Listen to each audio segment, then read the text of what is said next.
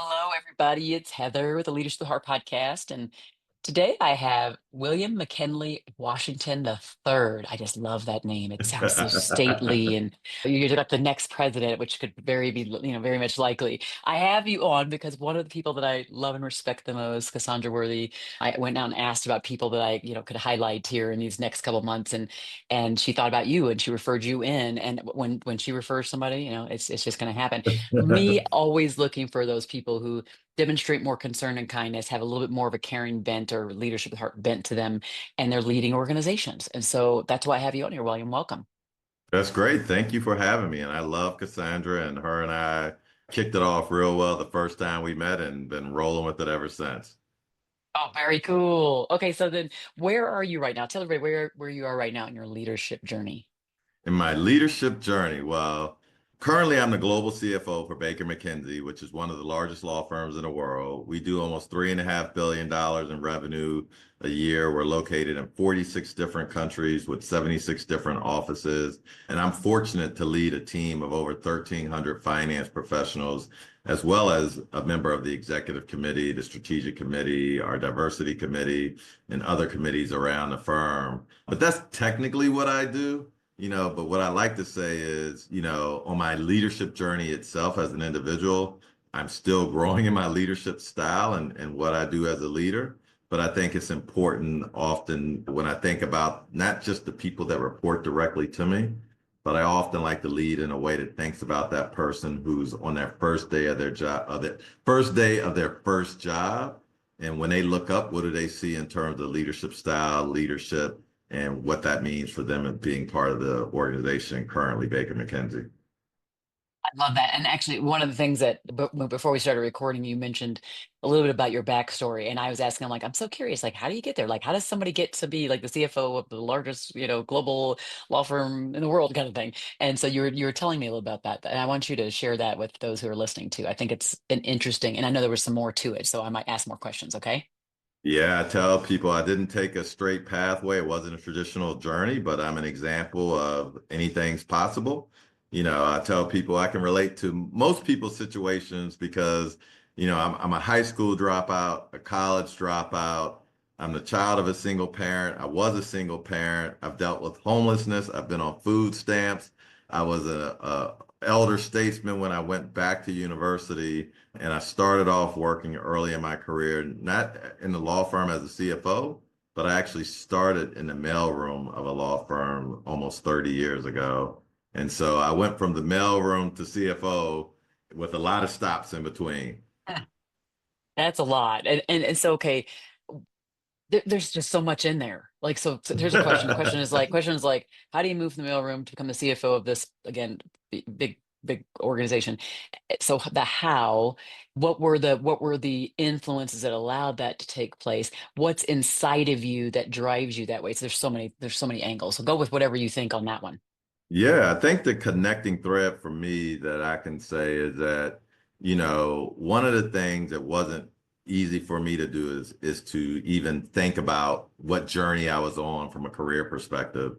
Early in life, I didn't have examples and role models that I thought I could easily follow. And so I was just figuring life out as it came along, and I didn't know if I wanted to be a truck driver, a FedEx delivery person. I tell people, I worked in a shoe store because I loved athletic shoes. And I really wasn't sure what life had for me and what the path was to get there. And it wasn't until I went back to university and I tell people often ask me, how did you pick your major? Because I majored in finance at university. And I said, well, I decided to major in finance because I was working in the mailroom and I was still broke and I didn't have any money. And so I just picked a major that I thought would teach me a little bit about the world. And it was through that selection of that major and progressing through my undergraduate studies that I started to understand a little bit more about what the world was and what a career meant. And even then, I still didn't know if I was going to be a stockbroker. I thought a bank teller might be the ultimate position. And it really took some mentors and some internship type opportunities that started to bring the focus a little bit on what a career in finance might even look like. And that wasn't even until close to the end of my senior year. Oh, wow. Yeah, I have a son now who's real interested in kind of econ, finance, poli sci, like all of those things, and he's contemplating which direct. He's a senior in high school. He's just just which one is he going to do, and so it's just interesting to hear that journey. And I think it's kind of inspiring. Now, were your parents like college grads, and did you have any influence from like a family side or somebody else that kind of helped you see a broader vision or anything as well? Yeah, I think back in the late 80s, my parents were so busy trying to put food on a table that they didn't really I don't know what the barrier was. They were actually educated. They actually met in law school.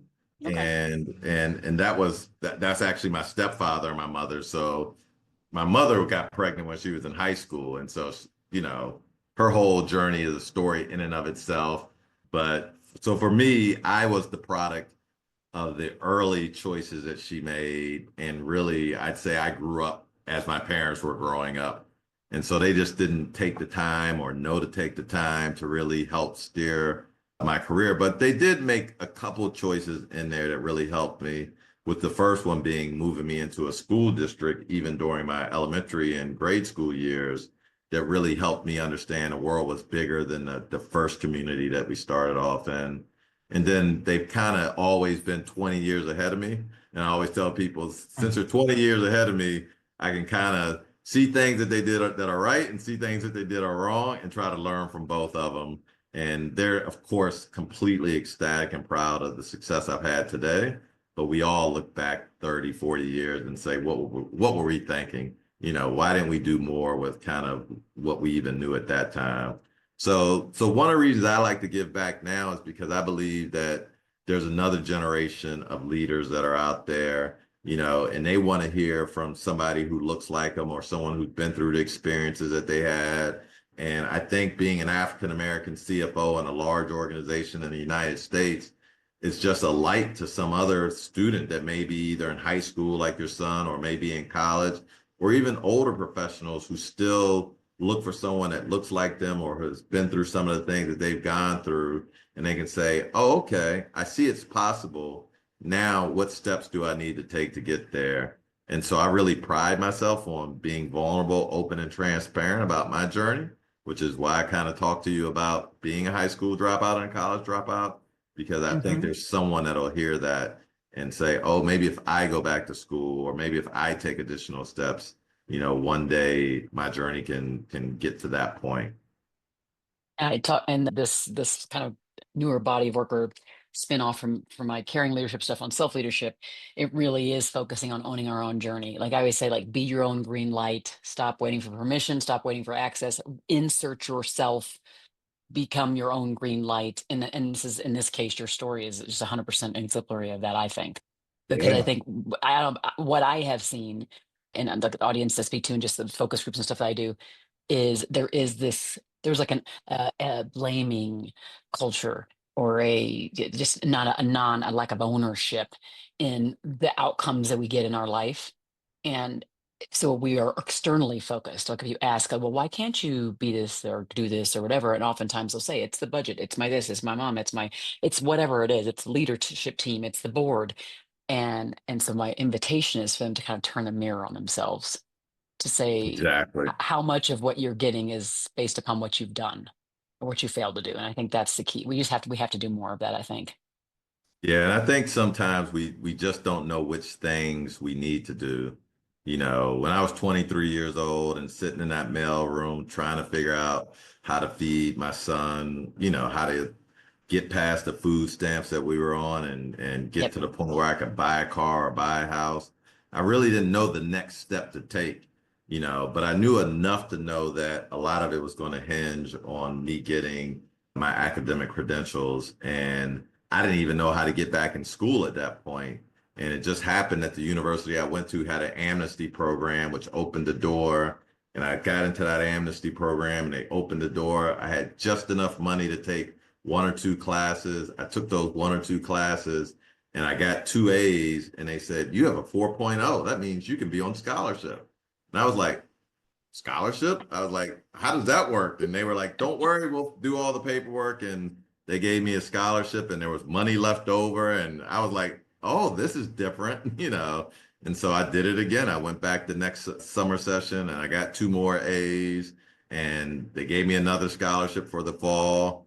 And as they say, the rest is history. But Mm. I really didn't until that amnesty program came up. I was sitting there with student debt from my first experience. I was sitting there with current bills, being a parent with a kid and life.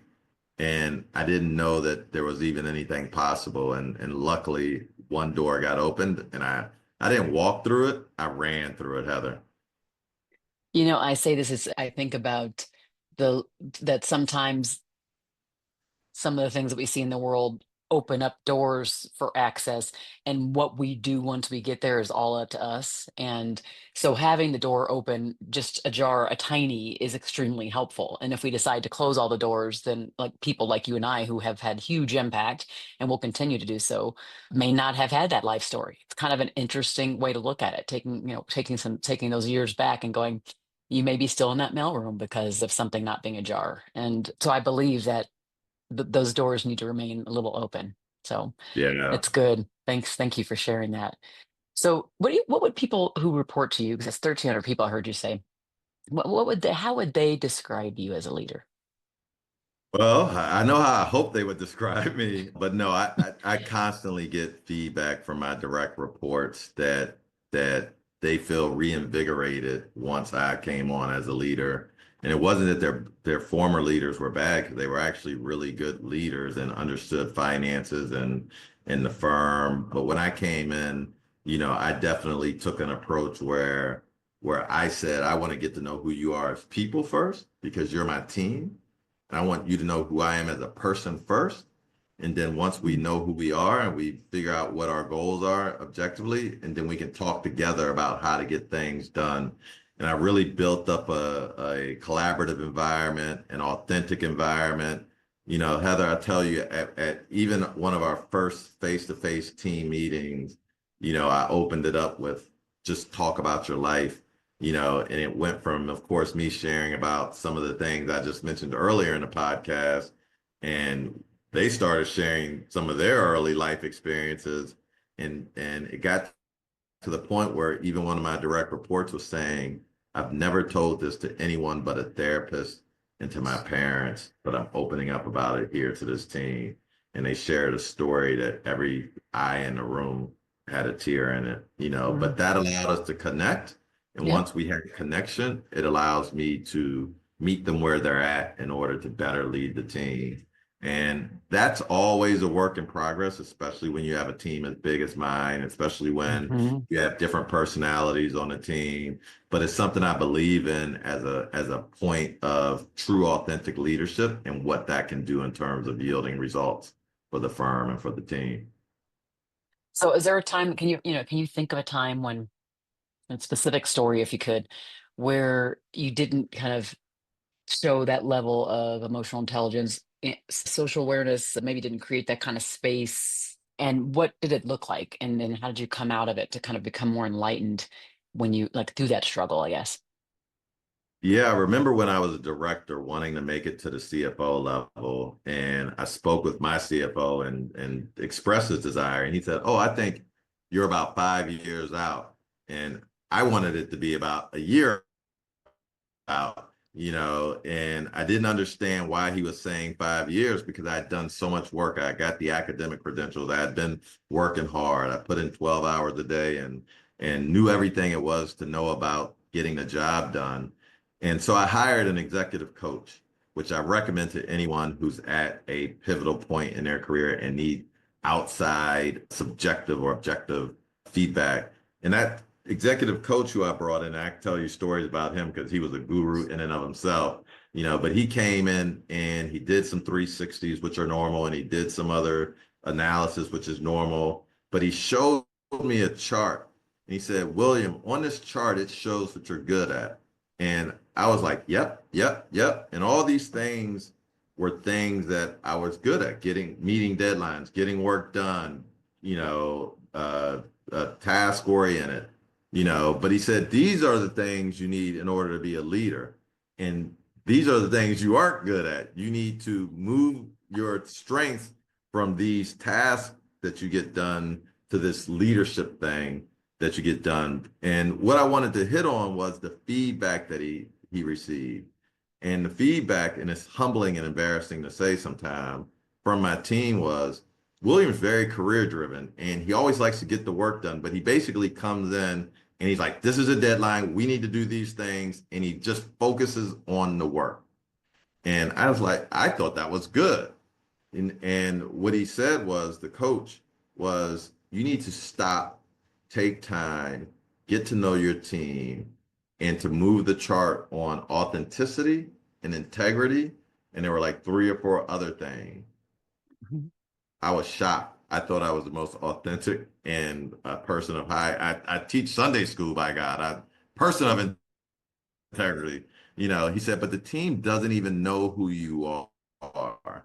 And so that was when I truly pivoted in my career and started beginning every meeting, instead of what the deadlines and the tasks that need to be done, starting my meetings asking everyone how they're doing, not rushing through it. If we have an hour-long meeting, we spend 55 minutes figuring out how everyone's doing, then that's a good use of the meeting. And I can send out the deadlines and stuff afterwards via email. And once I did that pivot and that shift, that's when I started being ready to be CFO. And a matter of fact, I did get promoted to CFO in 1 year after doing the work with the coach. And it didn't take me the 5 years. And the CFO that I had spoken with recognized it, helped me to get that opportunity. And again, the rest is history. Wow. So I'm just curious to know if, like, for you, do you feel like the desire to get to CFO and then to have that knowledge of what was the barrier to you getting there was the driving force for you getting there, and or was it this desire to be like, oh no, like I have to be excellent, or I need to be right, I need to have congruency with what I think I am or what I think I value. Like, I'm curious to know what that was, because when we tell our stories, because we all do it, we just go like, Mhm. and this happened, I did that, and that changed, and I achieved that. And it's like, wait. There was, within that time, there had to be like the many struggles, or like a questioning, is this really me or something? And so I'm just curious about that. What was the thing that was a driving force? And then did you feel like there were some stumbles along the way? It was only a year after the coaching stuff started. So that's Yeah, impressive. no, I mean, look, there's been stumbles all along my journey. I say those struggles and those stumbles actually helped me to be a better leader today, because I'm more accepting of other people and their stumbles and their struggles. But for me, I think the initial reason was to get to CFO. But as I started to work through the journey of being authentic and being open and being vulnerable and knowing who my team was, I started to feel more like a leader, and I started to experience the benefits of being connected to my team. And so I think that they kind of worked hand in hand for me. Even I didn't know that I was ready, because I still was learning, right? And I'm still Mm. learning to this day, because I face different challenges and different people every day. But for me, I think once I did the pivot, because I kept picturing him doing the 360 again and the chart coming back the same. And I was terrified of not being able to accomplish what it was I was trying to achieve, especially because I felt some kind of way about that being people's perception of who I was as a person. And I really, in my heart of hearts, I wanted to be authentic and have integrity and be a good leader, because I myself have worked for leaders who didn't have those qualities. And I know what that does to someone's hope and aspirations. That's really good. I appreciate you opening up and sharing that. So, for those who are listening right now, who gosh, either where you were in the mailroom, could be where you were as a director, coming up where you're at now. Where, what might be a couple pearls of wisdom you'd leave them with? What might be some things that you think, just ways to inspire, or things to think about going forward on their journey? I think some of it you said during our discussion, and it's also in the books that are positioned back there behind you, in terms of self-leadership and active listening, because you have to be able to develop yourself.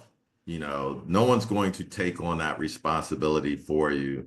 A lot of times I use sports analogies, and I was just on with my daughter right before this call, and I was trying to help her take her career into her own hands. And I used the example of Kobe Bryant.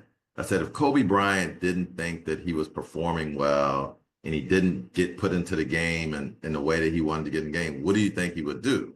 He would go in the gym and probably put up extra shots and keep working on his game until he got to the point where the coach didn't have any choice but to put him in the game. And we have to be willing to do that for ourselves. When I got the feedback that I wasn't ready to be the CFO, I didn't look at that person giving me that feedback and say, you're wrong, or, what are you thinking? I really, took the responsibility to figure out what areas and gaps that I had. I did that 360-degree feedback, which sounds normal and easy, but it's very humbling to ask everybody what they think of you. And then once you get that feedback, what do you do with it? And there's so many tools available today to help you develop as a person, from coaches to personal YouTube videos and books, and what I do for myself is there's a couple things that I do throughout my entire career. One is I continue to seek out learning, right? I tell people I read 3 books every month. I usually read 1 book on spiritual development to build up my spirit. I usually read 1 book on professional development to help me be a better finance leader in general, or better CFO. And I read 1 book for enjoyment because I believe it just helps build your vocabulary and helps you as a person. And I try to keep that routine up every single month, or be consistent over the course of a year, to me, and find out the things that they did. And I tell people today with LinkedIn and social media, if you want to be a CFO or a CTO or chief people officer, or if you just want to be the head of Starbucks, you can go out and look at someone's LinkedIn profile, look at the steps they took to get to where they are, Mm. and chart a path for yourself that's similar to theirs. Or you can do like all the people I see who I believe are unsuccessful and try to carve it out and chart it out and take the road less traveled. Sometimes that works, but there's so much information out here on things that are successful. Just follow the breadcrumbs of someone that you respect, even if you don't know who they are. That's a good one. I do think that there's so many people who've traveled the path before us, and we should just pay attention. We don't always have to start from scratch. And we also should just let the world mold us to a certain extent. I always say, like, our adversities and the things that we hit our, head against the wall for are really the things that are turning us into the people that we really like, our most beautiful people, right? I just feel like the person I am today is, oh, like eons from the person I was 10, 20 years ago. So, and it was because of the things that the stops and the starts. And the stops and the starts that's where our characters formed. It's the best place to be. Absolutely. Absolutely. Well, this has been amazing. I'm so glad Cassandra referred you to me and to the show. I know the listeners are going to take so much away. And for those who are listening, please do share this far and wide, because I think a lot of people can really will receive a lot of value by listening to William and just his story and some of the pearls of wisdom he's left us with. And thank you so much for saying yes. Thank you. Thank you for having me. And thank you for those who are listening. Anyone can connect with me on LinkedIn. I continue to share parts of my journey every week on LinkedIn. I speak about authentic leadership. I speak about being yourself. In my mind, the world needs all of us, right? It needs all people from all different types of backgrounds and experiences. And that's what makes the world work better. And so never believe that there's something about you that keeps you from being a success. The only thing that can keep you from being a success is you. And the one thing that's going to help you to be a success is the same exact thing, which is you. So good luck to everyone listening. And thank you for having me on your show, Heather. Thank you. And thanks everybody for listening to the Leadership with Heart podcast. Be well.